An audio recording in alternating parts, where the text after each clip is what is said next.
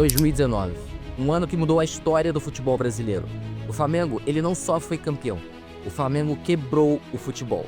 E tudo começou com um português chamado Jorge Jesus. O Mister chegou em junho, no meio da temporada. Na época, o Flamengo tinha um bom elenco, galera, mas ainda faltava um modelo de jogo.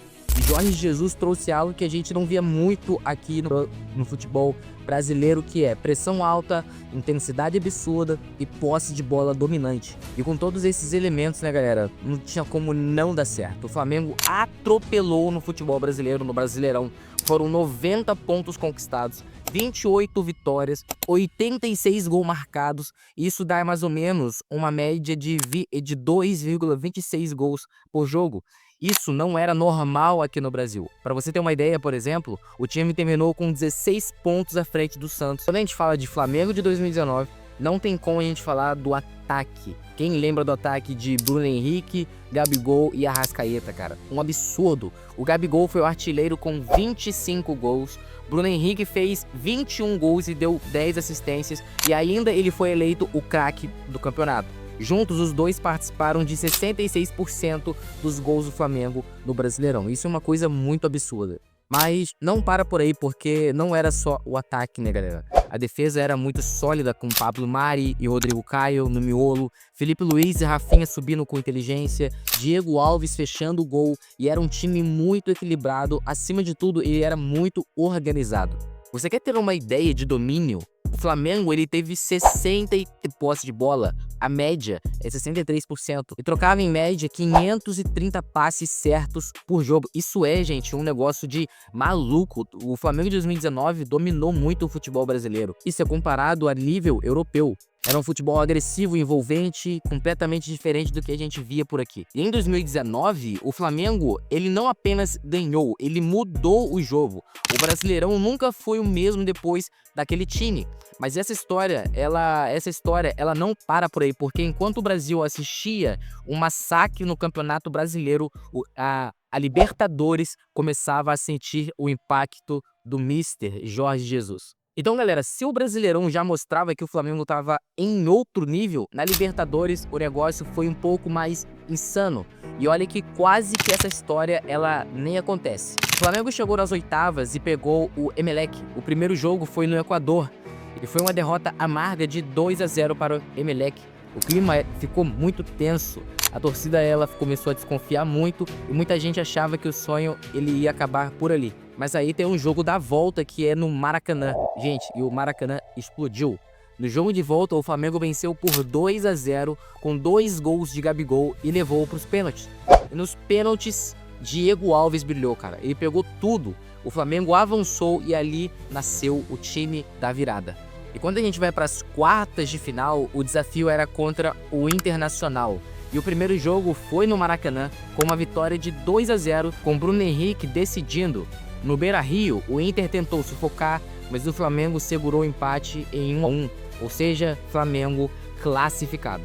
E aí, galera, chegou a semifinal contra o Grêmio. O primeiro jogo em Porto Alegre, o empate por 1-1, um pouco amargo, né? Só que no Maracanã, gente, quem lembra desse jogo, cara? Aconteceu uma das maiores goleadas da história da Libertadores. 5-0 para o Flamengo. Os gols foram marcados por Bruno Henrique, Gabigol fez 2, Pablo Mari fez 1 e o Rodrigo Caio fez outro. Aquele jogo colocou o Flamengo na final depois de 38 anos. E aí, galera, chegou o grande dia da final. Flamengo e River Plate. Cara, um jogo muito pegado. Estádio Monumental de Lima, Peru, 23 de novembro de 2019. Um jogo único, valendo tudo. O River Plate abriu o placar cedo com Borré e o Flamengo parecia um pouco perdido no jogo, né? O jogo ia caminhando pro fim, cara, até que aos minutos 43 do segundo tempo, Gabigol empatou 1-1. Interessante que esse gol, a torcida mal tinha começado a comemorar quando 3 minutos depois ele fez o segundo, ou seja, 2-1 para o Flamengo. Foram 2 gols em 3 minutos, cara. O impossível naquele jogo aconteceu. O Flamengo foi bicampeão da Libertadores depois de 38 anos. Ou seja, a maior virada da história recente do futebol sul-americano. Eu acredito, galera, que depois desse título, cara, o Jorge Jesus cravou o nome dele na história do Flamengo, cara. O Flamengo, com 39 milhões de torcedores, voltou ao topo da América. Só que essa história ainda, ela não acabou, porque o Mister fez depois, mudou pra sempre o jeito de jogar futebol aqui no Brasil. Cara, o que o Flamengo de 2019 fez não foi só ganhar títulos. Esse time quebrou o futebol brasileiro, mudou o jeito de jogar, o jeito de pensar e até mesmo os outros clubes começaram a se montar depois disso. Cara, olha esses números, 90 pontos no Brasileirão, 28 vitórias, 86 gols marcados, 16 pontos de vantagem para o segundo colocado. Isso nunca tinha acontecido desde o início dos pontos corridos em 2003. E você que viu esse Flamengo de 2019 sabe que não foi apenas números, mas foi a performance. O Flamengo tinha 63% de bola de média, trocava 530 passes, assim como eu falei com vocês, né, e finalizava em média 16 vezes por partida. Isso é um padrão Champions League, gente. Isso é um padrão europeu. Com Jorge Jesus, o Flamengo ganhou o Brasileirão e a Libertadores no mesmo fim de semana. Isso não acontecia desde 1963 com o Santos de Pelé. Em 2019, o Flamengo entrou para a história, galera. Não foi só campeão, foi o campeão dominante daquela temporada. Se você gostou desse vídeo, não se esqueça de se inscrever aqui no canal, ativar o sininho para você não perder nenhum conteúdo. Nós vamos começar a trazer 3 vídeos por semana.